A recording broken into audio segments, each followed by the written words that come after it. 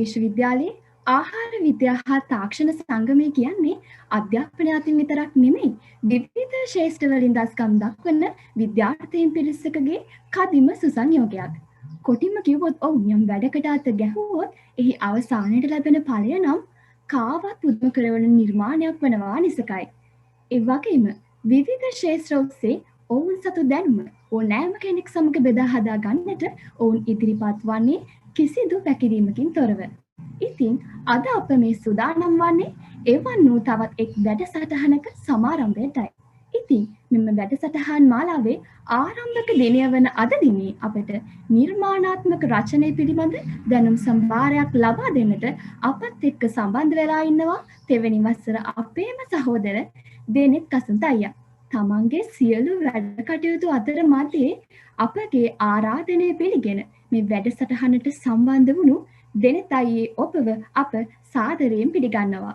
ඒ වගේම අද දිනේ මේ වැඩසටහනට සහභාගී වී සිටින ඔබ සියලු දෙනාවමත් සාදරයෙන් පිළිගන්නා අතරම මේ වැඩසටහන ඉදිරියට කරගෙන යන්නට දෙනෙත් අයියේ ඔබට ගෞරවයෙන් ආරාධනා කරනවා.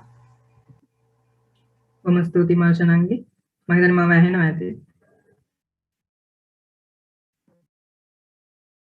හවුද නැත්තේ?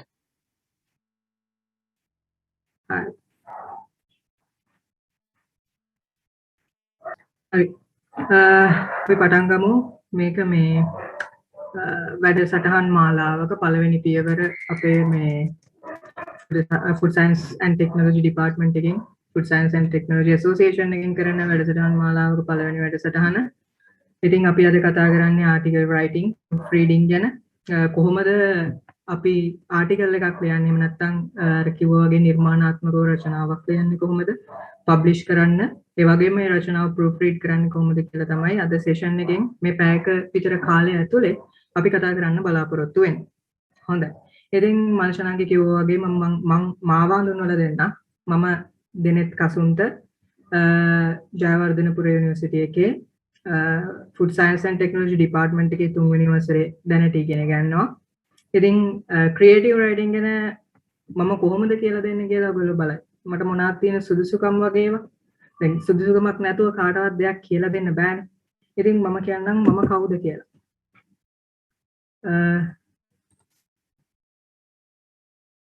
මම අපේ මේ Food Science and Technology Association එකේ media unit එකේ article writer කෙනෙක් සහ proof reader කෙනෙක් විදිහට වැඩ කරනවා. දැනට අවුරුදු 2ක් විතර. ඒ වගේම ජයවර්ධනපුර යුනිවර්සිටි එකේ official media unit එකේ තමයි ජපුර ෆ්ලේම්ස් කියන්නේ. ජපුර ෆ්ලේම්ස් live crew එකේ article writer කෙනෙක් සහ poet කෙනෙක් විදිහට වැඩ කරනවා.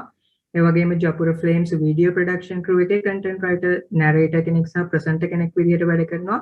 වෘත්තීය කුසලතා සංවර්ධන සංගමයේ CSDS එකේ wordslinger crew එකේ article writer කෙනෙක් විදිහට සහ proof reader කෙනෙක් විදිහට වැඩ කරනවා. ඉතින් අපි බලමු අද අපි කතා කරන්න යන්නේ මොකක්ද කියලා. අපි කතා කරන්න යන්නේ මූලික වශයෙන් අද ක්‍රියේටිව් ආටිකල් එකක් කොහොමද ලියන්නේ? ආටිකල් එකක් ලියන්නේ කොහොමද? මොනවාද ආටිකල් එකක් ලියන ස්ටෙප්ස්?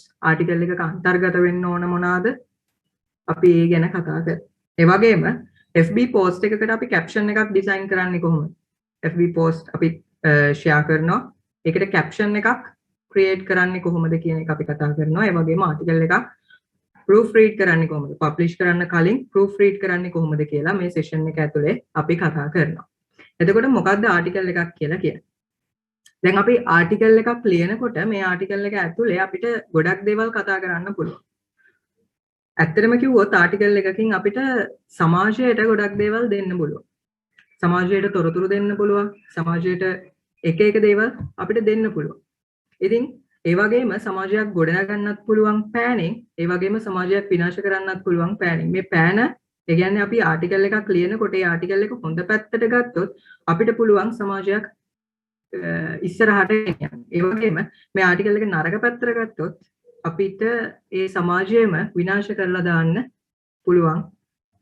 ඉතින් ආටිකල් එක කියන්නේ ඒ වගේ වැදගත් දෙයක්. ඉතින් අපි ඩිස්කෂන් එකක් විදිහට මේක ඉස්සරහට යමු. මම කියන්නේ මාත් හැමදේම දන්නවා ආටිකල් රයිටින් ගැන කියලා යම් තාක් දුරකට අත්දැකීම් තියෙනවා. ඉතින් ඒ ඔස්සේ අපි ඉස්සරහට මේ සෙෂන් එක කරගෙන යමු. හොඳයි. මුලින්ම අපි කරමු ආටිකල් රයිටින් ගැන. ඉස්සෙල්ලා කිව්වා වගේ මොකක්ද ආටිකල් එකක් කියන්නේ? ආටිකල් එකකින් අපිට විශාල ප්‍රේක්ෂකාගාරයක් ආමන්ත්‍රණය කරන්න පුළුවන්. ඒ වගේම මුලින්ම කියන්න ඕන ඔයගොල්ලන්ට මොකක් හරි ප්‍රශ්නයක් තියෙනවා නම් මයික් එක අන්මියුට් කරලා අහන්න පුළුවන්. කිසි ප්‍රශ්නයක් නැහැ. මම උත්තර දෙන්න ලෑස්ති. ඉතින් අපි සෙෂන් එකට ආයෙ ආවොත් ආටිකල් එකක් කියන්නේ ආටිකල් එකකින් විශාල ප්‍රේක්ෂකාගාරයක්. එහෙමත් නැත්නම් විශාල පාඨක පිරිසක් අපිට අල්ලගන්න පුළුවන්. ඒ විශාල ප්‍රේක්ෂකාගාරයට අපි යම්කිසි ලියන යම්කිසි වාර්තාවකට තමයි ආටිකල් එකක් කියලා කියන්නේ. එතකොට මේ ආටිකල් එකේ මූලික අරමුණ වෙන්නේ නිවුස් පේපර් එකක හරි එහෙම නැත්නම් මැගසින් එකක හරි සෝෂල් මීඩියා වල හරි මොකක් හරි එකක මේක පබ්ලිෂ් කරලා make some difference in the world. ඒ කියන්නේ ලෝකයේ යම්කිසි වෙනසක් ඇති කරන්න අපිට පුළුවන් නම් අන්න ඒක තමයි ආටිකල් රයිටර් කෙනෙක් විදිහට අපි බලාපොරොත්තු වෙන්නේ. අපිට යම්කිසි දෙයක් සමාජයට දෙන්න පුළුවන් නම් ආටිකල් රයිටර් කෙනෙක් විදිහට අපි ඒක තමයි බලාපොරොත්තු වෙන්නේ. දැන් මොකක් හරි අපිට පුළුවන් මොකක් හරි තොරතුරක් දෙන්න. එහෙම නැත්නම් යම්කිසි සිතුවිල්ලකට පොළඹවන්න පුළුවන් මිනිස්සුන්ව. ඒ වගේ සමාජයට අපිට යම්කිසි දෙයක් දෙන්න පුළුවන් නම් මේ ආටිකල් එක හරහා ඒක තමයි අපි ආටිකල් රයිටර් කෙනෙක් විදිහට ලබන ලොකුම ජයග්‍රහණය.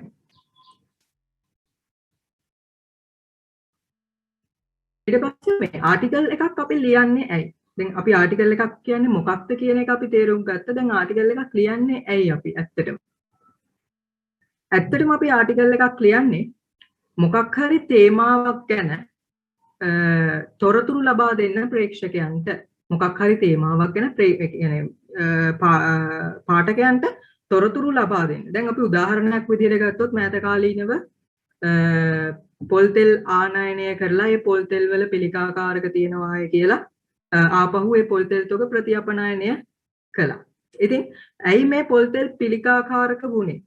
මොනවාද පොල් තෙල් වල අන්තර්ගත පිළිකාකාරකේ? අපි දැනටමත් දන්නවා ඇෆ්ලටොක්සින් තමයි පොල් තෙල් වල අන්තර්ගත වෙච්ච පිළිකාකාරකේ. ඉතින් මොකද්ද මේ ඇෆ්ලටොක්සින් කියන්නේ? එතකොට ඇෆ්ලටොක්සින් පොල් තෙල් වල අන්තර්ගත වුණාම මොකක්ද වෙන්නේ? ඇයි ඒක පිළිකාකාරක වෙන්නේ? මේ වගේ තොරතුරු මේ යම්කිසි මාතෘකාවක් පිළිබඳ තොරතුරු ප්‍රේක්ෂකයාට එහෙම නැත්නම් පාඨකයාට ලබා දෙන එක තමයි මේ ආටිකල් එකක මූලික කාරණාව වෙන්නේ.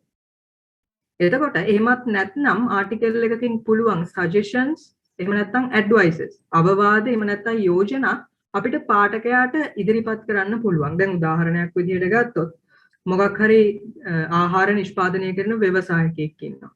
ඒ ව්‍යවසායකයා අපි හිතමු කෝඩියල් වගේ දෙයක් තමයි නිෂ්පාදනය කරන්නේ.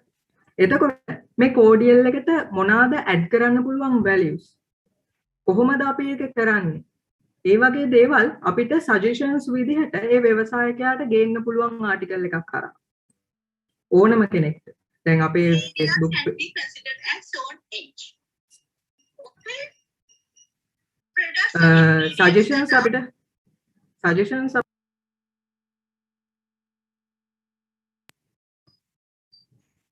suggestions අපිට පාඨකයාට ගේන්න පුළුවන්. ඒ වගේම තමයි දැන් කොරෝනා කාලේ අපි කියනවා ප්‍රතිශක්තිය වැඩි කරගන්න ඕන. එතකොට ප්‍රතිශක්තිය වැඩි කරගන්න කෑම කන්න ඕන. අපිට ඒ වගේ අවවාදයක් ගේන්න පුළුවන්. ඒ කියන්නේ ප්‍රතිශක්තිය වැඩි වෙන කෑම කෑවම මොකද වෙන්නේ කොරෝනා කාලේ?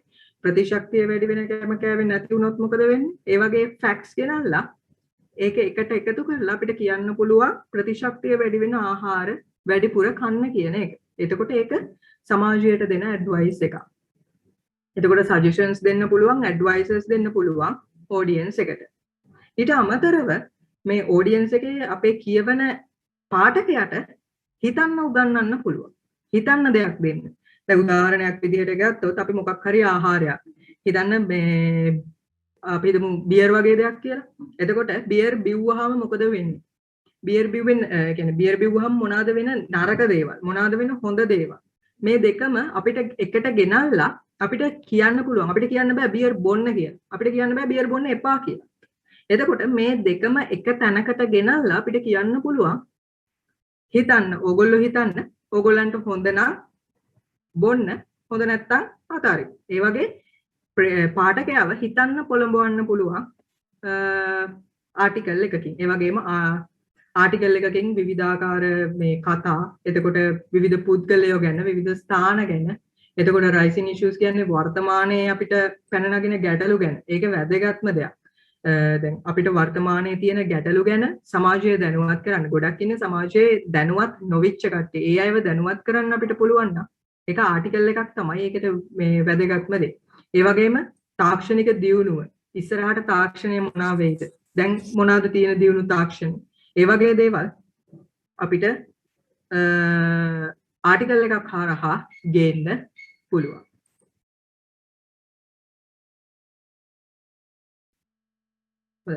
අපි දැන් බලමු මේ ආටිකල් එකක ෆෝමැට් එක මොකක්ද කියලා. දැන් අපි දැනගත්ත ආටිකල් එකක් ලියන්නේ ඇයි ආටිකල් එකක් කියන්නේ මොකක්ද කියලා. දැන් අපි බලමු ආටිකල් එකක තියෙන්න ඕන දේවල්. ආටිකල් එකක මූලික වශයෙන් තියෙන්න ඕනේ තේමාව, ටයිටල් එක. ටයිටල් එකක් ගන්නකොට තේමාවක් ගන්නකොට මේ තේමාව තමයි පාඨකයා මුලින් කියවන කෙනා මුලින්ම අවධානය යොමු කරන්න තේමාවට. ඒ තේමාව එයා කැමති දෙයක් වුණොත් විතරයි එයා මුළු ආටිකල් එකම කියවන්නේ. ඒකින්ද තේමාව තමයි ආටිකල් එකක වඩා වැදගත් දේ කියලා කියන්න පුළුවන්. එතකොට මේ තේමාව ගත්තාම මේ තේමාව ගොඩක් දික් වෙන්නත් බෑ. තේමාව ගොඩක් දික් වෙන්න හොඳ නැහැ. එතකොට ආටිකල් එකක් කියවන්නේ දෙන්නේ. එතකොට පාඨකයා හිතන්නේ කියවන කෙනා හිතන්නේ මේ ආටිකල් එක ගොඩක් දිග ආටිකල් එකක්, කම්ප්ලෙක්ස් ආටිකල් එකක් මේක කියවලා වැඩක් නැහැ කියලා. ඒකින්ද ආටිකල් එකක් ගොඩක් දික් වෙන්න හොඳ නැහැ. ඒ වගේම තමයි ආටිකල් එකක් පහසුවෙන් තේරුම් ගන්න පුළුවන් වෙන්න ඕන. ඒ කියන්නේ මේක කියෙව්ව ගමන්ම අපිට තේරුම් ගන්න පුළුවන් වෙන්න ඕන මේ ආටිකල් එක කියන්නේ මෙන්න මේ ගැන. එහෙම නැත්නම් ආටිකල් එක කම්ප්ලෙක්ස් කියලා හිතලා ආපහු පාඨකයා කියවන කෙනා ආටිකල් එක කියවන්නේ නැහැ. ඒ වගේම තමයි මේ මාතෘකාව තුලින් කියවන කෙනාට කුතුහලයක් ඇති වෙන්න ඕන. ඒ කියන්නේ මේ මාතෘකාව කියවුව ගමන් කියවන කෙනාට හිතෙන්න ඕන මොකක් ගැනද මේ ආටිකල් එක ලියලා තියෙන්නේ කියලා වගේ දෙයක්. එතකොට ඒකෙන් අපිට මේ පාඨකයව ගොඩක් ආටිකල් එක කියවන්න පොළඹව ගන්න පුළුවන්. එතකොට ටයිටල් එක තමයි පාඨකයව කියවන කෙනාව ආටිකල් එක කියවන්න පොළඹවන්න පුළුවන් හොඳම තැන. ඒකින්ද මේක වඩා වැදගත් මේක ඇට්‍රැක්ටිව් වෙන්න ඕන. පාඨකයව කියන්නේ කියවන කෙනාව ඇදලා තියාගන්න ආටිකල් එකත් එක්ක තියාගන්න පුළුවන් වෙන්න ඕන තේමාවට. ඒ වගේම වඩාත්ම වැදගත් දේ තේමාව ආටිකල් එකේ අන්තර්ගතයට ගැලපෙන්න ඕන.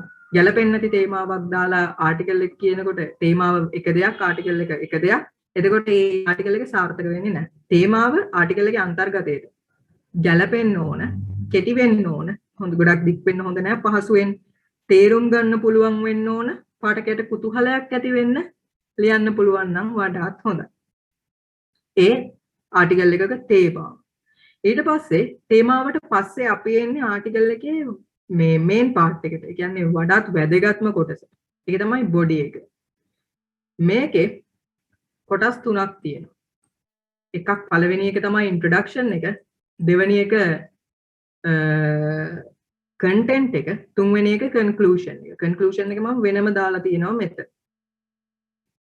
එතකොට මුලින්ම ඉන්ට්‍රොඩක්ෂන් එක ගත්තොත් ඉන්ට්‍රොඩක්ෂන් එක කියන්නේ මාතෘකාව ගැන අපි පොඩි හැඳින්වීමක් දෙන්න ඕන. කියවන කෙනා මාතෘකාව කියවුවට මොකක්ද මේ කියලා තේරුම් ගන්න බෑනේ. ඒකින්ද මාතෘකාව ගැන අපි පොඩි හැඳින්වීමක් කරන්න ඕන ආටිකල් එකක් ලියන්න කලින්. හැඳින්වීමක් නැත්නම් ආටිකල් එක කවදාවත් කියවන කෙනා කියවන්නේ නැහැ. කියවන කෙනා කියවනවද නැද්ද කියලා තීරණය කරන්නේ තේමාවෙනුයි තේමාවට දෙන අපි හැඳින්වීමෙනුයි. එතකොට නේ හැඳින්වීම ගොඩක් දික් වෙන්න හොඳ නැහැ. ඉන්ට්‍රොඩක්ෂන් එක ගොඩක් දික් වෙන්න හොඳ නැහැ. ආටිකල් එක වගේ නෙමෙයි ඉන්ට්‍රොඩක්ෂන්. ඉන්ට්‍රොඩක්ෂන් එක කියලා කියන්නේ අපි ආටිකල් එකට එන ප්‍රවේශයක්. අපි නිකන් තේමාව හඳුන්වා දීමක් තමයි මේකෙදි කරන්නේ.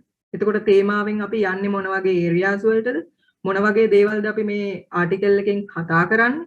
එතකොට ආටිකල් එක ලියන්නේ ඕගනයිසේෂන් එකක් රිප්‍රසන්ට් කරලා නම් ඒ ඕගනයිසේෂන් එක ගැන විස්තරයක් ඕනනම් ලියන්න පුළුවන්. ඒ ඕගනයිසේෂන් එක මොකක්ද? මේකෙන් අපි බලාපොරොත්තු වෙන්නේ මොකක්ද කියන එක ඉන්ට්‍රොඩක්ෂන් එකේදී ලියන්න පුළුවන් අපිට. එතකොට මේ ඉන්ට්‍රොඩක්ෂන් එක ගොඩාක් දික් වෙන්න හොඳ නැහැ. එතකොට මේ කියවන කෙනා කියවන්න ඉන්ට්‍රොඩක්ෂන් එක මෙච්චර දිගයි නම් ආටිකල් එක කොච්චර දිගද කියලා කියවන එක නතර කරනවා. එතකොට මේකෙදි කියවෙන්නේ ආටිකල් එකෙන් කියන්නේ මොනවාද කියන එක. ඒ වගේම මේකත් ඇට්‍රැක්ටිව් වෙන්න ඕන. මේකත් මේ අර කියවන කෙනා ආටිකල් එක කියවනවද නැද්ද කියලා තීරණය කරන්නේ මෙන්න මේකේ. මේ ඉන්ට්‍රොඩක්ෂන් එකේ. එතකොට ඉන්ට්‍රොඩක්ෂන් එක ගොඩක් ඇට්‍රැක්ටිව් වෙන්න ඕනේ. කියවන කෙනාව ආටිකල් එකත් එක්ක තියාගන්න පුළුවන් වෙන්න ඕනේ ඉන්ට්‍රොඩක්ෂන් එක. එතකොට තේමාවයි ඉන්ට්‍රොඩක්ෂන් එකයි තමයි කියවන කෙනා මුලින්ම බලන්නේ. ඒ නිසා ඒ දෙක අර කියවන කෙනාව ආටිකල් එකත් එක්ක තියාගන්න පුළුවන් වෙන විදිහට අපි ලියන්න ඕන. ඊට පස්සේ කන්ටෙන්ට් එක. බොඩි පාර්ට් එකේ දෙවෙනි කෑල්ල තමයි කන්ටෙන්ට් එක. මේකෙදි තමයි වැදගත්ම කොටස. මේක එක පැරග්‍රාෆ් එකක් නෙමෙයි. සමහර වෙලාවට පැරග්‍රාෆ් කීපයක් වෙන්න පුළුවන්. පැරග්‍රාෆ් කීපයක් වෙන්න පුළුවන්. මුලින්ම එක ෆැක්ට් එකක් ලියනවා, එක ෆැක්ට් එකක් ලියනවා, එක ෆැක්ට් එකක් ලියනවා. ඔහොම ෆැක්ට්ස් ගොඩක් එක්ක යන පැරග්‍රාෆ් කීපයක් වෙන්න පුළුවන්. එතකොට මුලින්ම මේ අපි හොයාගත්ත ඩීටේල්ස් මේ ටයිටල් මේ තේමාවට අදාළ අපි ආටිකල් එක ලියන්න හොයාගන්න ඩීටේල්ස් මුලින්ම කිසියම් පිළිවෙලකට අපි ඕගනයිස් කරගන්න ඕන. සකස් කරගන්න ඕන. එතකොට මේක සකස් කරගනිද්දී ලියන කෙනාට රයිටර්ට කැමති විදිහකට මේ තොරතුරු අපිට සකස් කරගන්න පුළුවන්. වැදගත්ම එකේ ඉඳලා වැදගත් නැති එකට එහෙම නැත්නම් අඩු වැදගත්කමක් තියෙන එකේ ඉඳන් වැඩි වැදගත්කමක් තියෙන එකට ඒක ලියන විදිහ සහ ලියන පුද්ගලයා මත ඩිපෙන්ඩ් වෙන දෙයක්. එතකොට මේ කිසියම් පිළිවෙලකට මේක ඕගනයිස් කරගන්න ඕනේ. දැන් ඊට පස්සේ ආටිකල් එකක් ගොඩක් වෙලාවට අපි සිංහලෙන් ලියනවා නම් ඒකේ තියෙනවා ස්පීකින් ලැන්ග්වේජ් සහ රිටන් ලැන්ග්වේජ් කියලා. ඒ කියන්නේ ලියන භාෂාව සහ කියන භාෂාව. එතකොට ආටිකල් එකක් ගොඩක් වෙලාවට සිංහල ආටිකල් එකක් ලියනකොට ලිඛිත භාෂාවෙන් ලියනවා නම් වඩාත් හොඳයි. නමුත් සමහර ආටිකල් අපි දැකලා තියෙනවා කතා කරන භාෂාවෙන් ලියලා තියෙන ආටිකල්ස්. ඒකත් ප්‍රශ්නයක් නැහැ. හැබැයි ලිඛිත භාෂාවෙන් ලියනවා නම් ගොඩක් හොඳයි ආටිකල් එක. එතකොට ඕගනයිස් කරගන්න ඕනේ ටික ඒ වගේම තමයි ගොඩක් ෆෝමල් ලැන්ග්වේජ් එකක් පාවිච්චි කරන්න හොඳ නැහැ. ගොඩක් ෆෝමල් හොඳ නැහැ. සාමාන්‍යයෙන් අපි ආටිකල් එකක් කියවන්නේ අපිට දැනෙන්නේ ගොඩක් ෆෝමල් ලැන්ග්වේජ් එකකින් ලිව්වහම අපිට දැනෙන්නේ. දැන් උදාහරණයක් විදිහට ගත්තොත් අපි ජාතක කතාවක් කියවනකොට ඒකේ තියෙනවනේ ගොඩක් ෆෝමල් ලැන්ග්වේජ් එකක් ජාතක කතා ශෛලිය කියලා. එතකොට ඒකෙන් කියනකොට අපි හරි කම්මැලි කියවන්නේ. නමුත් සාමාන්‍යයෙන් ඉන්ෆෝමල් ලැන්ග්වේජ් එකකින් තියෙනකොට අපි ආසයි ආටිකල් එකක් කියවන්නේ. එතකොට ගොඩක් ෆෝමල් වෙන්න හොඳ නැහැ. සාමාන්‍යයෙන් ෆෝමල් වුණාම ඇති. ගොඩක් බරබර වචන දාන්න හොඳ නැහැ. මොකද කියවන කෙනාටත් ඒක තේරෙන්න ඕන. අපිට විතරක් තේරෙන්නේ නැහැ. ගොඩක් බරබර වචන දැම්මහම අපිට විතරයි ඒක තේරෙන්නේ. කියවන කෙනාට හරියට තේරෙන්නේ නැහැ. ඉතින් කියවන කෙනාටත් තේරෙන්නේ ගොඩක් ෆෝමල් ලැන්ග්වේජ් එකක් භාවිතා කරන්න හොඳ නැහැ. ඒ නිසා යම් තාක් දුරකට ෆෝමල් ලැන්ග්වේජ් එකක් භාවිතා කරන්න ප්‍රශ්නයක් නැහැ. ලිඛිත භාෂාවෙන් ලියනවා නම් හොඳයි. ඒ වගේම තමයි මේ කන්ටෙන්ට් එක කියවන කෙනාට ඉන්ටරෙස්ටිං වෙන්න ඕන. දැන් නිකම්ම කියවගෙන යන වාර්තාවක් අපි කියවන්න හරි කම්මැලි. නිකන් ටිකක් අර ලස්සන වචන දාලා ගලාගෙන යන ස්වභාවයකින් අර ලස්සනට ලියලා තියෙන ඉන්ටරෙස්ටිං ආටිකල් එකක් නම් අපි හරි ආසයි කියවන්න. ඉතින් ඕනම ටොපික් එකක් අපිට පුළුවන් ඉන්ටරෙස්ටිං ආටිකල් එකක් බවට පත් කරන්න. ලස්සන වචන දාන්න පුළුවන්. ඒ වගේ ඉන්ටරෙස්ටිං කරවන්න අපිට පුළුවන්. ඒක කෝට්ස් ගේන්න පුළුවන්. ඒ කියන්නේ එක එක්කෙනා කියපු දේවල් උපමාවල් ඒ වගේ දේවල් දාන්න පුළුවන්. සිංහල කියන්නේ හරි ලස්සන ලැන්ග්වේජ් එකක්. සිංහල භාෂාවෙන් ඕන දෙයක් අපිට කරන්න පුළුවන්. ඕන විදිහකට ඉන්ටරෙස්ට් එකක් ඇති කරවන්න පුළුවන් ඕනම තේමාවක අපිට. ඉතින් ඒ වගේම තමයි මේ ආටිකල් එකක් ගොඩක් මේ කන්ටෙන්ට් එක ගොඩක් දික් වෙන්නත් හොඳ නැහැ. ගොඩක් කොට වෙන්නත් හොඳ නැහැ. ගොඩක් කොට වුණාම නිකන් මදි වගේ දැනෙනවා. කියවන කෙනාට තව තිබ්බනම් හොඳයි වගේ දැනෙනවා. ගොඩක් දික් වුණොත් ඒක අපි භාගයට කියවලා නවත්තනවා. ගොඩක් දික් වුණාම බෝරින් වෙනවා. ගොඩක් කොට වුණාම මදි වගේ දැනෙනවා. ඒක නිසා ඒක සාමාන්‍යයෙන් ආටිකල් එකක් ලියලා එක්ස්පීරියන්ස් එනකොට හරි දන්නවා මේ ප්‍රමාණය තමයි හරි ප්‍රමාණය කියලා. සාමාන්‍යයෙන් පැරග්‍රාෆ්ස් 3ක් 4ක් වගේ උපරිම යන්න පුළුවන්. ඊට වඩා නම් Facebook එකක ආටිකල් එකක් නම් ඊට වඩා කියවන්නේ නැහැ. සාමාන්‍ය ඉන්ටරෙස්ටිං විදිහට ලියන්න ඕන. එතකොට කන්ටෙන්ට් එක ගැන කියන්න තියෙන්නේ ඒ ටික තමයි. ඊට පස්සේ බොඩි එකේම තවත් පාර්ට් එකක් තමයි කන්ක්ලූෂන් එහෙම නැත්නම් සජෙෂන්ස්. මේක අපි ලියන්නේ content එකේ අන්තිම paragraph එක. මේකෙදි කියන්නේ අපි article එකේ final conclusion එක. අපි article එකෙන් මෙච්චර වෙලා facts ගෙනල්ලා අපි කියන්න බලාපොරොත්තු උනේ මොකක්ද කියන එක තමයි අන්තිමට මේ conclusion එකේදී කියන්නේ. අපි මොකක්ද article එකෙන් බලාපොරොත්තු උනේ කියන්නේ. එහෙම නැත්නම් අපි මොන හරි යෝජනා ඉදිරිපත් කරනවා නම් ඒවා. දැන් අපි ඉස්සෙල්ලා කිව්වා ආහාර නිෂ්පාදනය කරන ව්‍යවසායකයෙක්ට අපි සජෙෂන්ස් දෙනවා එයාගේ ප්‍රොඩක්ට් එකේ ක්වොලිටි එක වැඩි කරගන්න. එතකොට අන්තිමට කියන්න පුළුවන් මොකක්ද අපි දෙන සොලියුෂන් එක. මොනවාද අපි දෙන සජෙෂන්ස්. ඒ ටික අන්තිම ඡේදේ සමරයිස් කරන්න පුළුවන්. ෆැක්ට්ස් ගෙනල්ලා කන්ටෙන්ට් එකේ ෆැක්ට්ස් ගෙනල්ලා අපි කියන්න උත්සාහ කරන දේ අන්තිම සමරි එකක් තමයි කන්ක්ලූෂන්. එහෙම නැත්නම් සජෙෂන්ස් වලදී අපි කියන්නේ. එතකොට එහෙමත් නැත්නම් දැන් අපි ලියන ආටිකල් එකේ අපිට කන්ක්ලූෂන් එකකුත් නැහැ, සජෙෂන්ස් උත් නැහැ. එහෙමනම් අපි ආටිකල් එකේ අපි ගෙනාපු ෆැක්ට්ස් වල සමරි එකක් අපි ලියලා අපිට එන්ඩ් කරන්න පුළුවන්. එහෙම නැත්නම් කියවන කෙනාට යම් කිසි දෙයක් හිතන්න ඉතුරු කරලා අපිට ආටිකල් එක ඉවර කරන්න පුළුවන්.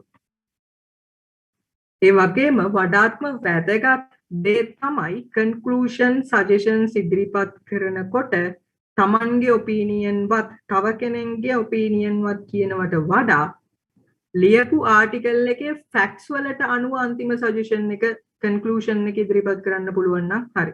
ඒ කියන්නේ මම මෙහෙම හිතනවා කියනවට වඩා තව කෙනෙක් මෙහෙම කියලා තියෙනවා කියනවට වඩා ෆැක්ට්ස් අර අපි ලියපු කන්ටෙන්ට් එකේදී අපි පැරග්‍රාෆ් 3-4ක් ලියපු ෆැක්ට්ස් වලින් මෙන්න මේ දේ තමයි කියවෙන්නේ කියලා සමාජයට දෙන්න පුළුවන් නම් අන්න ඒක වටිනවා. මොකද කවදාවත් ලියන කෙනාගේ ඔපීනියන් එකෙන් කියවන කෙනාට වැඩක් නැහැ. කියවන කෙනා හැම වෙලේම බලන්නේ ආටිකල් එකේ කන්ටෙන්ට් එකයි කන්ක්ලූෂන් එකයි මොකක්ද කියලා.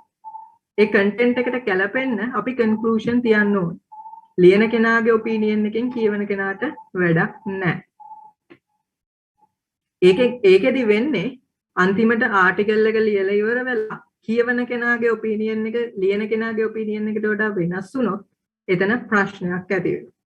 සංවාදයක් ඇති වෙනවා, විවාදයක් ඇති වෙන්න පුළුවන්. ඕක දුර දිග යන්න ඉඩ තියෙනවා. ඒක නිසා අර ෆැක්ට්ස් වලට අදාළව අපි කන්ක්ලූෂන් එක අපිට දෙන්න පුළුවන් නම් ඒක තමයි වැදගත් වෙන්නේ.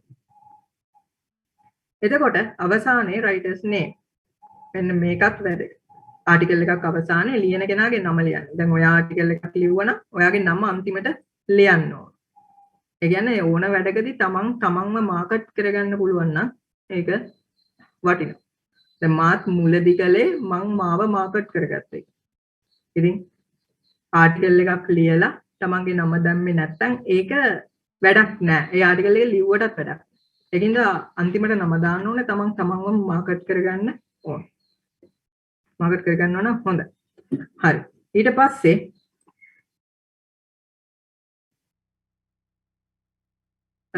ආටිකල් එකක් ලියන පියවර මොනවාද? දැන් අපි ආටිකල් එකක අරමුණු කතා කළා, ආටිකල් එකක තියෙන්න ඕන මොනවාද කියලා කතා කළා. දැන් අපි කතා කරන්නේ ආටිකල් එකක ෆෝමැට් එක මොකක්ද කියලා. මුලින්ම අපි ටාගට් ඔඩියන්ස් එකක් අපි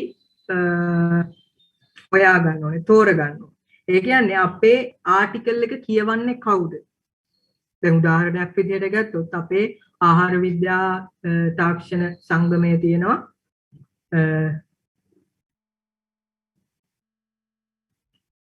ආහාර විද්‍යා සහ තාක්ෂණ සංගමයේ Facebook පිටුව තියෙනවා. මේකේ පබ්ලිෂ් කරන ආටිකල් එක කවුද කියවන්නේ? මේ ආටිකල් එක කවුද කියවන්නේ? දැන් උදාහරණයක් විදිහට ගත්තොත් ඒ ආටිකල් එක කියනවා විශ්වවිද්‍යාල ශිෂ්‍යයෝ. එතකොට small scale entrepreneurs ලා. ඒ කියන්නේ ව්‍යවසායකයෝ, professionals ලා, විවිධ වෘත්තිකයෝ කියවනවා. ඊට අමතරව සාමාන්‍ය මිනිස්සුත් ඕක කියවනවා. ඉතින් අපි ආටිකල් එක විශ්වවිද්‍යාල ශිෂ්‍යයන්ට විතරක් ලියලා වැඩක් නැහැ. එහෙම නැත්නම් entrepreneurs ලාට විතරක් ලියලා වැඩක් නැහැ. professionals ලාට විතරක් ලියලා වැඩක් නැහැ. ඉතින් අපි මේ හතරම එකට අරගෙන මේ සියලුම මේ audience එකට ගැලපෙන්න සියලුම පාඨක කණ්ඩායම් වලට ගැලපෙන්න තමයි අපි ආටිකල් එක ලියන්න ඕන. එහෙම නැත්නම් වැඩක් නැහැ. යුනිවර්සිටි ස්ටුඩන්ට්ස් වලට විතරක් ලියුවොත් යුනිවර්සිටි ස්ටුඩන්ට්ස් විතරයි අපි අපේ ආටිකල් එක කියවන්නේ. ඒතර අනිත් අය කියවන්නේ නැහැ. ඒක වැඩක් නැහැ. එහෙම නැත්නම් අපි කිසියම්ු දැන් අපි හිතමු අපි සාමාන්‍ය යුනිවර්සිටි ස්ටුඩන්ට්ස් වලට විතරක් ආටිකල් එකක් ලියනවා. එතකොට අපිට කියන්න පුළුවන් ඉන්ට්‍රොඩක්ෂන් එකේදී අපි ටාගට් කරන්නේ මෙන්න මේ ගෲප් එක විතරයි. එතකොට කියවන්නේ ඒගොල්ලෝ විතරයි. ඉන්ට්‍රොඩක්ෂන් එකේදී අපි කියනවා අපි ටාගට් කරන්නේ යුනිවර්සිටි ස්ටුඩන්ට්ස් විතරයි. එහෙම නැත්නම් ස්මෝල් ස්කේල් එන්ටර්ප්‍රෙනර්ස් විතරයි. දැන් අපේ FST Facebook page එකේ යනවා small scale entrepreneurs ට වෙනම article series එකක්. එතකොට ඒකෙදී අපි mention කරනවා මේක small scale entrepreneurs ට විතරයි මේක අදාළ වෙන්නේ. එතකොට අනිත් අය කියවන්නේ නැහැ ඒක. ඒක වැඩක් නැහැ. කියවන්න interest එකක් තියෙනවා නම් කියවයි. හැබැයි අපේ main target එක small scale entrepreneurs. ඒ විදිහට target audience එක අපි තෝරගන්න ඕන. ඒ වගේම තමයි target audience එකට ගැලපෙන්න අපි article එක ගොඩනගා ගන්න ඕන. target audience එක තෝරගත්තට පස්සේ ඊට පස්සේ purpose එක. ඇයි අපි article එක ලියන්නේ? දැන් අපි කලින් කතා කළා article එක ලියන අරමුණු කීපයක් ගැන. article එක ලියන්නේ පාඨකයන්ට යම්කිසි තොරතුරක් ලබා දෙන්නද? එහෙම නැත්නම් අවවාදයක් යෝජනාවක් ලබා දෙන්නද? එහෙම නැත්නම් යම්කිසි හිතන්න මොකක් හරි අවස්ථාවක් ලබා දෙන්නද? එහෙම නැත්නම් වර්තමානයේ ගැටලුවක් ගැනද තාක්ෂණික දියුණුවක් ගැනද මොකක් ගැනද අපි ආටිකල් එක ලියන්නේ? ඇයි අපි මේ ආටිකල් එක ලියන්නේ? purpose එක. ඇයි අපි ආටිකල් එක ලියන්නේ කියලා ඊට පස්සේ අපි බලන්න ඕන. ඊට ගැළපෙන ආටිකල් එකක් තමයි අපි ලියන්නේ. collect and select. මේ තොරතුරු. අපි තොරතුරු collect කරන්නේ කොහොමද? මේක වඩාත් වැදගත්. ඊට පස්සේ තොරතුරු select කරගන්නේ කොහොමද? දැන් මේ තොරතුරු collect කරනකොට reliable sources වලින් අපි information ගන්න ඕනේ. මොනවාද reliable sources කියන්නේ? දැන් අපි දැන් මේකේ ගොඩක් ඉන්නේ විශ්වවිද්‍යාල ශිෂ්‍යයෝ. එතකොට අපිට පුළුවන් අපිට හැම වෙබ්සයිට් එකකින්ම තොරතුරු ගන්න බෑ. මොකද සමහර වෙබ්සයිට්ස් තියෙනවා. දැන් උදාහරණයක් විදිහට ගත්තොත් Wikipedia වගේ වෙබ්සයිට් එකක්. මට වුණත් account එකක් හදාගෙන ගිහිල්ලා ඒකේ තියෙන තොරතුරු වෙනස් කරන්න පුළුවන්. දැන් ඔයගොල්ලන්ගේ ඇකඩමික්ස් වලටත් මේක වැදගත්. මට වුණත් Wikipedia එකට ගිහිල්ලා ඒකේ තියෙන details වෙනස් කරන්න පුළුවන්. ඒකට ඒ වගේ වෙබ්සයිට් එකකින් ගන්න information reliable නැහැ. ඉතින්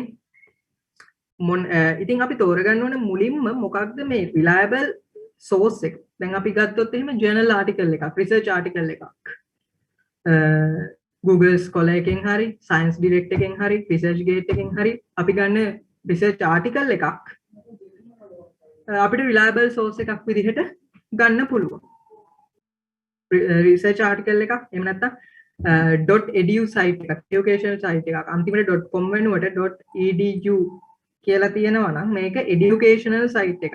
මේකේ තියෙන information ගොඩක් reliable අනිත් websites වලට සාපේක්ෂව. ඉතින් මේ වගේ එකකින් අපිට information collect කරගන්න පුළුවන්.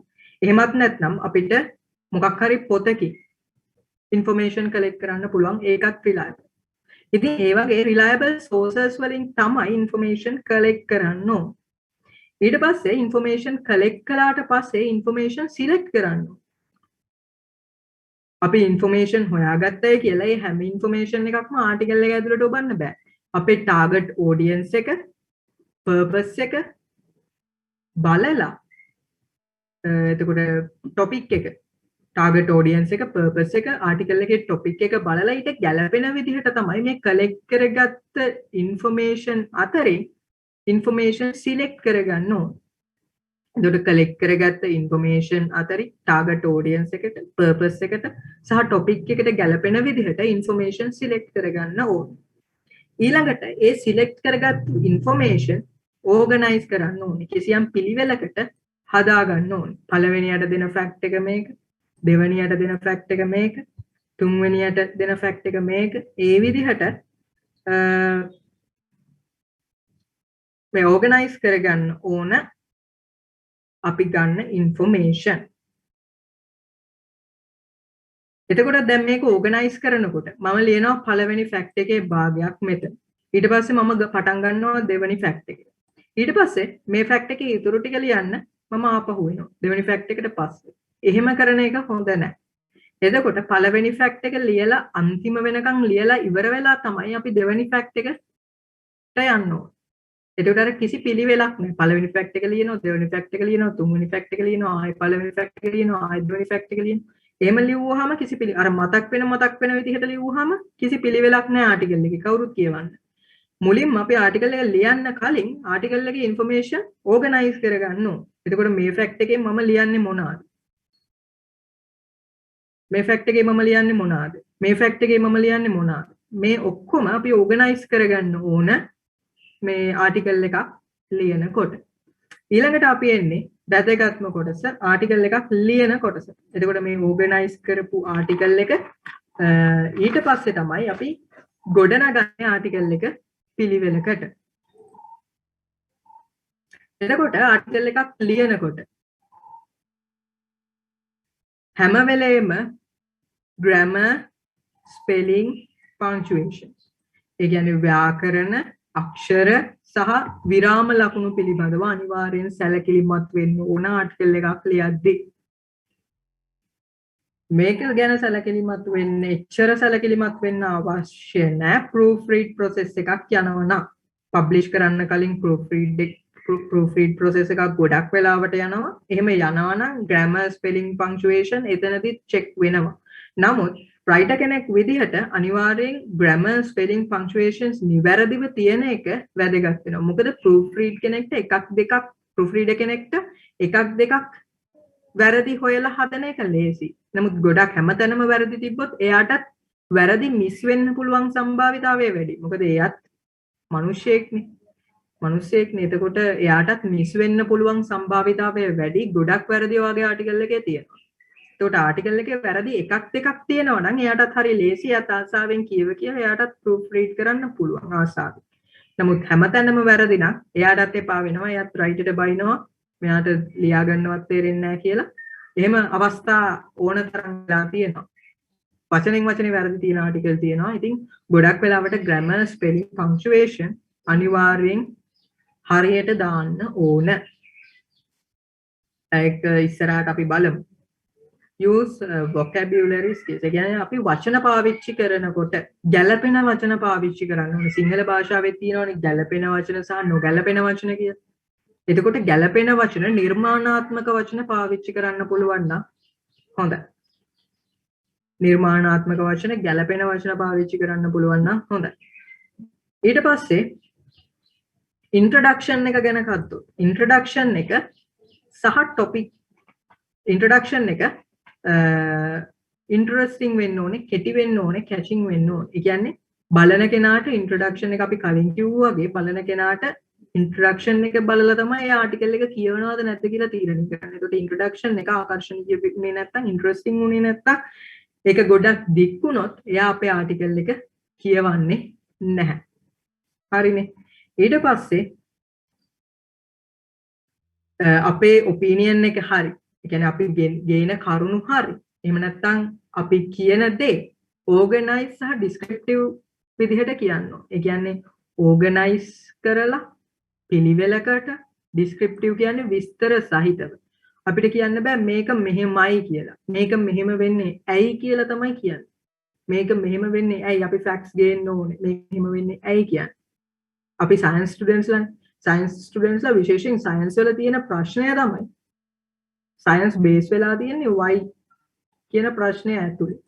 එතකොට හැම වෙලේම ආටිකල් එකක් ලියනකොට අපි ෆැක්ට් එකක් එනවොත් ඒ ෆැක්ට් එක වෙන්නේ ඇයි කියලා රිලයබල් සෝසස් වලින් අපි ගේන්න ඕනේ.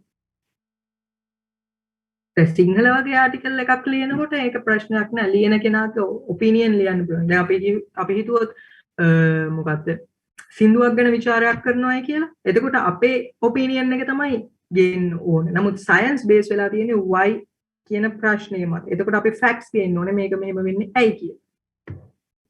හරි. ඊට පස්සේ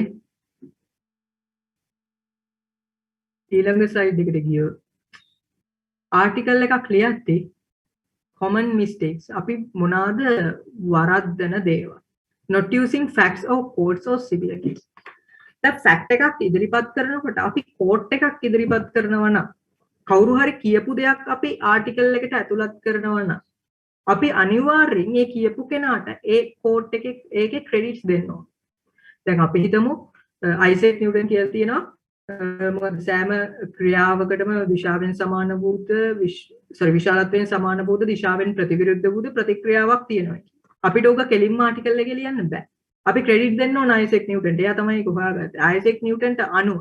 එහෙම නැත්නම් අයිසෙක් නිව්ටන් ප්‍රකාශ කළ පරිදි අයිසෙක් නිව්ටන් ඔප්පු කළ පරිදි ওই විදිහට තමයි ලියන්න ඕන. ඒකට කෝඩ් එකක් ලියද්දී අපි අනිවාර්යෙන් යාට ක්‍රෙඩිට් දෙන්න ඕන. ඒ වගේම තමයි ලැන්ග්වේජ් too formal වෙන්න බෑ. කලින් කිව්වා වගේ ලැන්ග්වේජ් එක සිම්පල් වෙන්න ඕන. සිම්පල් ලැන්ග්වේජ් එකක් ෆෝමල් ලැන්ග්වේජ් එකක් සිම්පල් විදිහට ලියන්න. එතකොට තමයි කියවන කෙනා ආටිකල් එක ආසාවෙන් දිගට කියවගෙන යන්නේ. easy language for better understanding. බරබර වචන දාලා ලිව්වොත් අපි මම කලින් කිව්වා වගේ බරබර වචන දාලා ලිව්වොත් එහෙම කියවන කෙනාට ඒක තේරෙන්නේ නැහැ. කියවන කෙනා සමහර වෙලාවට ලියන කෙනා තරම් උගත් නොවෙන්න පුළුවන්. සාමාන්‍ය මිනිස්සෙක් කියවන දැන් ඔයා ප්‍රොෆෙසර් කෙනෙක් වෙලා ප්‍රොෆෙසර් ලෙවල් එකෙන් ආටිකල් එකක් ලියලා ඒක කියවන ටාගට් ඔඩියන්ස් එක සාමාන්‍ය මිනිස්සු නා ප්‍රොෆෙසර් ලෙවල් එකෙන් ලියපු ආටිකල් එක තේරෙන්නේ නැහැ. සිම්පල් ලැන්ග්වේජ් එකෙන් ලියන්න ඕන. තේරෙනවනේ? ඊට පස්සේ article must be catchy and clearly understandable. clear වෙන්න ඕන. අපි ගේන facts හැමෝටම clear වෙන්න ඕනේ. clear නැති facts ගෙනල්ලා වැඩක් නැහැ. ඒකට article එක අසාර්ථකයි. no use of paragraph. මේක වැරද්දක්. අපි අනිවාර්යෙන් දැන් අපි මම කිව්වා මේ මොකද්ද මැද්දේ body එකේදී තුනක් තියෙනවා introduction content සහ end suggestions edit. එතකොට මෙන්න මෙයාට එක ඡේදයක් එක පැරග්‍රාෆ් එකක් ඇති. මෙයාටත් එක පැරග්‍රාෆ් එකක් ඇති. හැබැයි මේ content කියන කෙනාට එක පැරග්‍රාෆ් එකක් මදි. මෙයා පැරග්‍රාෆ් තව කීපයකට බෙදන්න පුළුවන්.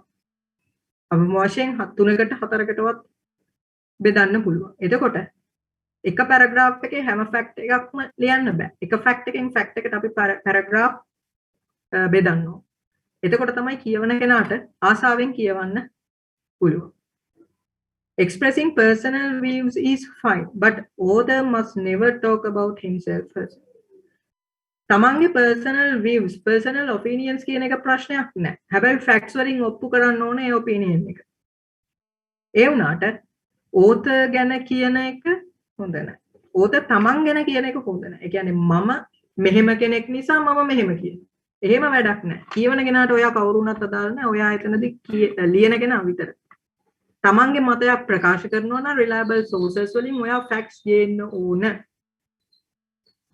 මම මෙහෙම නිසා දැන් මම කිව්වොත් එහෙම මම food science department එකේ student කෙනෙක් නිසා මම කියනවා මෙන්න මේ ආහාරයට ගන්න එක හොඳයි. එතකොට කියවන කෙනා ඒක අහන්නේ නැහැ. මම කවුරු වුණත් එයාට වැඩක් නැහැ. ඒතර මම කියන්න ඕනේ මෙන්න මේ නිසා තමයි මම කියන්නේ මේ ආහාරයට ගන්න එක හොඳයි කියලා. හරිනේ. එතකොට මේවා තමයි ආටිකල් එකක් ලියනකොට එන common mistakes. හරි. points to be keep in mind. කියන්නේ මොනවාද ආටිකල් එකක් ලියනකොට අපි මතකයේ තියාගන්න ඕන කරුණු. මේ ටික අපි කතා කරපු කොටස් වලම පොඩි summary එකක් වගේ කිව්වොත් හරි. topic should be unique and relevant. topic එක unique වෙන්න ඕන, අදාළ වෙන unique වෙන්න ඕන කියන්නේ topic එක සාමාන්‍යයෙන් ඒකටම විතරක් වෙන්න ඕන. ඒ කියන්නේ topic එක වෙන topic එකක් උස්සලා අපිට දාන්න බෑ. topic එක article එකට unique වෙන්න ඕන. ඒ වගේම article එකට අදාළ වෙන්න ඕන. article must get attention. article එකක් attractive වෙන්න ඕන. article එකක් කියවගෙන යනකොට කියවන්න ආස හිතෙන්න ඕන. must be interesting. article එකක් interesting වෙන්න ඕන. නැත්තම් කියවන කෙනා කියවන්නේ නැහැ article එකක්. must be easy to read. කියවන්න ලේසි වෙන්න ඕන article එකක්. ඊට පස්සේ audience must be identified. audience එක අපි තෝරගන්න ඕන. මොකක්ද කියන්නේ. ඊට පස්සේ title එක eye catching වෙන්න ඕන. ඒ කියන්නේ title එක කියවුව ගමන් අපි බලන්න ඕන අපිට තේරෙන්න ඕන මොකක්ද මේ කියන්නේ. ඒ වගේම clear සහ interesting වෙන්න ඕන. introduction එකත් ඒ විදිහමයි. avoid repetition. ඒ කියන්නේ repeat වෙන්න බෑ facts. පළවෙනි fact එක කියලා දෙවෙනි fact එක කියලා ආපහු පළවෙනි fact එක කියන්න බෑ. repeat වෙන්න බෑ. ඊට පස්සේ එකට interest වෙන්න ඕනේ. ඒ කියන්නේ Tamanට විතරක් interest facts ගෙනල්ලා හරියන්නේ නැහැ. කියවන කෙනාටත් ඒ facts interest වෙන්න ඕනේ. good logical ending එකක් තර්කානුකූල අවසානයක් දෙන්න ඕන ආටිකල් එකට. හරි. එතකොට ආටිකල් එකක් සම්බන්ධයෙන් මූලික කරුණු අපි කතා කළා ආටිකල් එකක් ලියන්නේ කොහොමද කියන කාරණය සම්බන්ධයෙන්. ඉතින් පොඩි ටාස්ක් එකක් දෙන්න හිතුවා. නමුත් ටාස්ක් එක කරන්න තරම් වෙලාවක් නැහැ අපිට. පැයක් කාලයක් වගේ තමයි තවත් විනාඩි 15ක 20ක වගේ කාලයක් තියෙන්නේ අපිට. එතකොට මේක ඔයගලන්ට පුළුවන් නම් ලියලා මට WhatsApp කරන්න. එහෙම නැත්නම් email කරන්න. මම බලලා අඩුපාඩු හදලා දෙන්න ටාස්ක් එකක්. මොකද මේ වෙලාවේ කරන්න අමාරුයි. මොකද ආටිකල් එකක් ලියනවා කියන process එක මයින්ඩ් එක රිලැක්ස් වෙන්න ඕන ආටිකල් එකක් ලියනකොට. හරි. එතකොට ආටිකල් රයිටිං කියන එක මම එතනින් ඉවර කරනවා. මොකක් හරි ප්‍රශ්න තියෙනවා නම් ඕගොල්ලන්ට මේ යන වෙලාවෙ වුණත් අහන්න පුළුවන් chat box එකෙන් හරි. එහෙම නැත්නම් mic එක mute කරලා හරි mic එක unmute කරලා හරි අහන්න පුළුවන් ප්‍රශ්නයක් නැහැ. හරි. ඊට පස්සේ post එකකට caption එකක් design කරන්නේ කොහොමද කියලා අපි බලමු. කොහොමද මේ post එක FB post එකකට caption එකක් design කරන්නේ. caption එකක් ඇයි ඕනේ? post එකකට caption එකක් ඕනේ. දැන් community එකත් එක්ක connect වෙන්න ගොඩක් වෙලාවට. caption එකකින් ගොඩක් වෙලාවට caption එක කියන්නේ post එක publish කරන කෙනයි community එකයි post එක දකින්න කෙනයි connect කරන්නේ ගොඩක් වෙලාවට caption එකක් හරහා. post එක බලන අයට post එක ගැන වඩා හොඳ understanding එකක් දෙන්න. වඩා හොඳ තේරුමක් ලබා දෙන්න තමයි caption එකක් අපි භාවිතා කරන්නේ. හරිනේ. එතකොට ඒ නිසා තමයි අපි caption එකක් යොදන්නේ FB post එකකට. මොනවාද caption එකක් ලියනකොට අපි පාවිච්චි කරන්න ඕන? caption එකක් අනිවාර්යෙන් short වෙන්න ඕන. ගොඩක් දිග caption තියන්න හොඳ නැහැ. මොකද caption එකකින් caption එකක් article එකක් නෙවෙයිනේ caption එකකින් to the point short වෙන්න ඕන. ඒ කියන්නේ point එකට අපි ලියන්න ඕන. මෙන්න මේ ටික තමයි අර වචන ගොඩාක් නැතුව මෙන්න මේ ටික තමයි මම මේ posting කියන්න උත්සාහ කරන්නේ කියන එක කියන්න ඕන caption එකේ. short වෙන්න ඕන. එතකොට to the point කියන්න ඕන. හරියටම කියන්න ඕනේ. වටේ ගිහිල්ලා කියනවට වඩා කෙලින්ම කියනකොට caption එකක් ලස්සන. clear to the community. ඒ කියන්නේ අපි කියන්න හදන දේ clear වෙන්න ඕනේ කියවන කෙනාට. නැත්තම් වැඩක් නැහැනේ. post එකක් දාලා caption එකක් දැම්මොත් post එකේ කියන දේ පැහැදිලි කරන්නනේ caption එකක් දාන්නේ. එතකොට caption එකේ කියන දේ පැහැදිලි නැත්තම් කියවන කෙනාට පොඩි ප්‍රශ්නයක් එනවා මේ මොකක්ද මේ කියන්නේ කියලා. එතකොට community කියන්නේ කියවන කෙනාට clear වෙන්න ඕන. ඊට පස්සේ attractive වෙන්න ඕන. caption එකක් කියවුවාම ඒක attractive වෙන්න ඕන. post එක වගේම caption එකත් attractive වුණොත් තමයි අපිට post එකෙන් කියන දේ කියවන කෙනාට ඒත්තු ගන්නන්න පුළුවන් වෙන්නේ. ඊට පස්සේ මේක event එකක් ගැන post එකක් නම් event එකක් ගැන post එකක් නම් caption එකට පුළුවන් වෙන්න ඕන caption එක කියවන කෙනාව encourage කරන්න මේ event එකට participate වෙන්න. දැන් අපේ මේ event එකට post එකක් හැදුවා post එකට caption එකක් තියා ඒ caption එකට පුළුවන් වෙන්න ඕන පුළුවන් වෙලා තිනවා participantලා ගොඩක් මේකට participate කරව ගන්න. ඒ වගේ caption එකකට readersලට පුළුවන් වෙන්නේ readersලව encourage කරන්න පුළුවන් වෙන්න ඕන participate කරවන්න ඒ event එකට.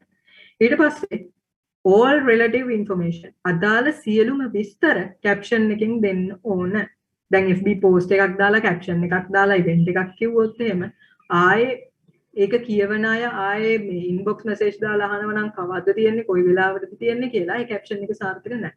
අවශ්‍ය හැම information එකක්ම මේ caption එකෙන් අපි දෙන්න ඕන community එකට කියවන කෙනාට.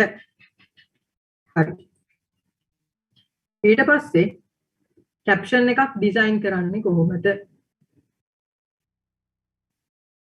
මුලින්ම post එක බලන්න ඕන. post එක කියවලා බලන්න ඕන. අදාළ තොරතුරු සියල්ල collect කරගන්න ඕන post එක කියවලා බලලා. සමහර වෙලාවට caption ඉල්ලනවා post එක කියන්නේ නැතුව post එකේ තියෙන්නේ මොනවාද කියලා විතරක් කියලා caption එකක් ලියලා ඉන්නනවා.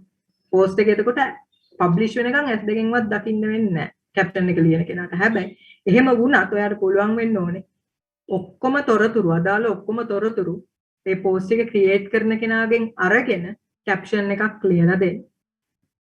ඊට පස්සේ මේ තොරතුරු ඕගනයිස් කරගන්න ඕන අර ආටිකල් එකට වගේ.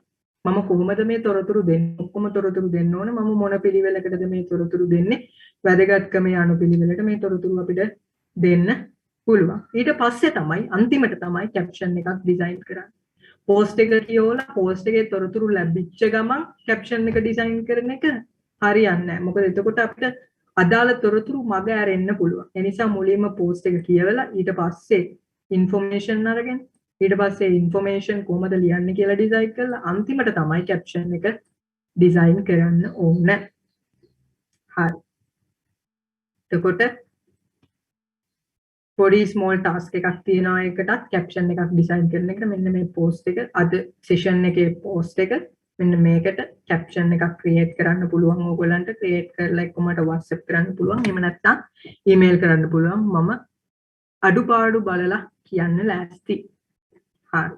ඊට පස්සේ අපි අපේ සෙෂන් එකේ අන්තිම කොටසට යන්නේ ප්‍රූෆ් රීඩින්. හරි. තව විනාඩි 5ක් වගේ කාලයක් තමයි අපිට තියෙන්නේ. ඉක්මනට මේකත් අපි කරමු ප්‍රූෆ් රීඩින්. මොකක්ද ප්‍රූෆ් රීඩින් කියලා කියන්නේ? ප්‍රූෆ් රීඩින් කියන්නේ අපි ලියපු ආටිකල් එකක් පබ්ලිෂ් කරන්න කලින් ඒ ආටිකල් එකේ grammar එහෙම නැත්නම් spellings punctuation ආයෙ චෙක් කරන එකට ඩබල් චෙක් කරන එකට තමයි ප්‍රූෆ් රීඩින් කියලා කියන්නේ. මේ grammar spelling punctuation වල නිර්වද්‍යතාවය ආපහු චෙක් කරන එකට තමයි ප්‍රූෆ් රීඩින් කියලා කියන්නේ. බොහෝ වෙලාවට මෙයාලා චෙක් කරන්නේ grammar spelling punctuations. දැන් අපේ වගේ තැනක ගත්තොත් එහෙම ඒ කියන්නේ AFST එකේ වගේ ගත්තොත් එහෙම මේ information වල reliability එකත් අපි check කරනවා proof reading වල. ඇයි අපි proof read කරන්නේ? ඇත්තටම proof read කරන්නේ article එකක් publish කරද්දී errors තිබ්බොත් ඒක writer ට ලියපු කෙනාට හොඳ නැහැ. ඒ වගේම තමයි organization එක ගැන වැරදියට තමයි හිතන්නේ. organization එකේ නම අර අපි කියනවා ඒ organization එක ගැන වැරදියට හිතන්නේ.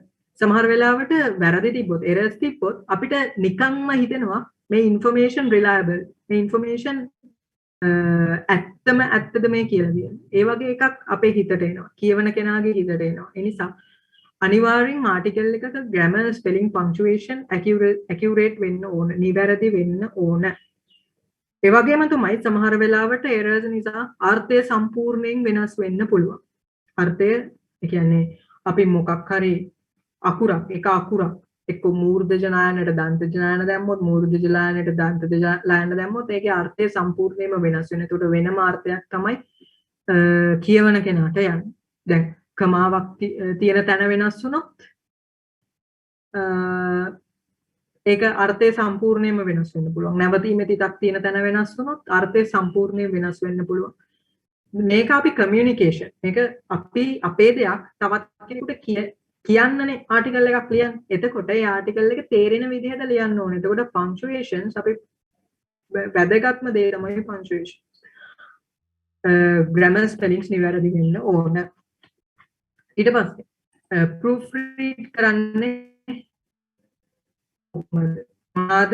proof read කරනකොට අපි සැලකිලිමත් වෙන්න ඕනේ to check the accuracy of the information in the article. මම කිව්වා FST නම් අපි ආටිකල් එකේ accuracy ආටිකල් එකේ නිර්වද්‍යතාවය පිළිබඳවත් ඔයලා බලන්න. ඒ කියන්නේ writer ලියලා තියෙන ආටිකල් එකේ තියෙන facts හරියද? මොනවාද යාගත්ත sources? ඒ sources එකේ facts ගැලපෙනවා.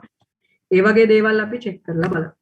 ඒ වගේම මේ target community අපි දැන් target කරන audience එකට මේ කරුණු මෙයා ලියලා තියෙන කරුණු ගැලපෙනවද? දැන් small scale entrepreneur කෙනෙක්ට නම් මෙයා ලියලා තියෙන කරුණු ගැලපෙනවා. එහෙම නැත්නම් undergraduate කෙනෙක්ට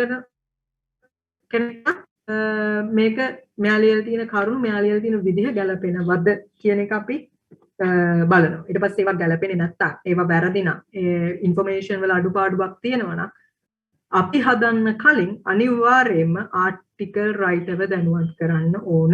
ආටිකල් රයිටර්ව දැනුවත් කරලා තමයි එයා හරහා තමයි අපි වැරදි හදවගන්නේ. මොකද අපේ ආටිකල් එකක් නෙවෙයි එයා ලියපු ආටිකල් එකක්. එතකොට එයාට කියලා තමයි අපි වැරද්දක් තියෙනවා නම් හදන්න ඕන. ඊට පස්සේ බලන්න ඕන මේ කමියුනිටි එකේ මොකක් හරි ගෲප් එකකට පහරක් වදිනවද කියලා. සමාජයේ කුමන හෝ කණ්ඩායමකට හානියක් වෙනවා.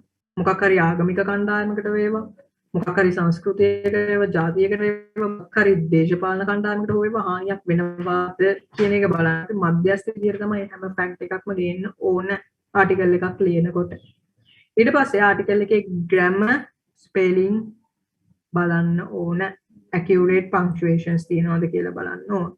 ඊට පස්සේ අවසානයේ මේ proofread process එක අවසන් වුණාට පස්සේ අනිවාර්යයෙන්ම අර හදපු ආටිකල් එක යවන්න ඕන writerට යවලා writer okay කළාට පස්සේ තමයි publish කරන්න ඕන. හරිනේ.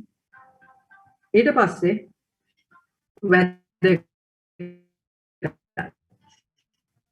يعني උක්ත ආඛ්‍යාත සම්බන්ධය නිවැරදි වෙන්න ඕන. සිංහල වල වගේම ඉංග්‍රීසි වලත් මොන භාෂාවක තිබ්බොත් බහුවචනෙන් ආඛ්‍යාත තියන්න බෑ. ඒක බහුවචනෙන් උක්තේ තියලා ආඛ්‍යාතය තියන්න බෑ ඒක වශයෙන්. හරිනේ. එතකොට ලිඛිත භාෂාව භාවිතා කිරීම සුදුසුයි මම කලිනුත් කිව්වා ලිඛිත භාෂාව භාවිතා කිරීම සුදුසුයි කියලා.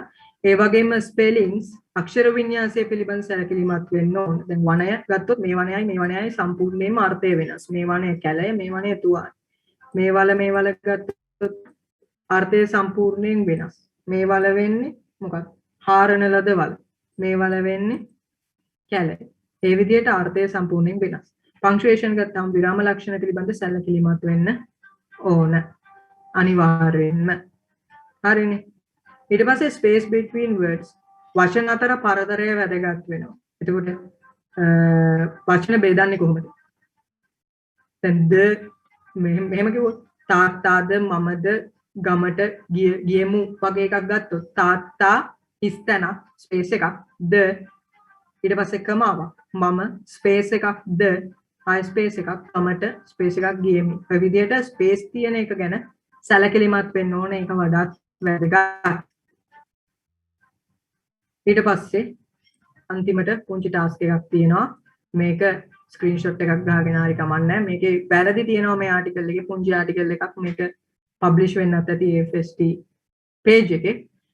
මේ ආටිකල් එක පොඩ්ඩක් බලලා ප්‍රූෆ් රීඩ් කරන්න තමයි මේ ටාස්ක් එක තියෙන්නේ. හරි. එහෙනම් අද සෙෂන් එක අපි මෙතනින් ඉවර කරමු. මේ විදිහට මොකක් හරි ඔයගොල්ලන්ට ප්‍රශ්නයක් තියෙනවා නම් දැන් අවස්ථාව තියෙනවා මයික් එක අන්මියුට් කරලා අහන්න. එහෙම නැත්නම් chat එකේ දාන්න පුළුවන්. ඔයාලගේ answers check කරගන්න ඕන නම් මේ WhatsApp number එක තියෙනවා, email එක තියෙනවා. ඔයගොල්ලන්ට එවන්න පුළුවන්.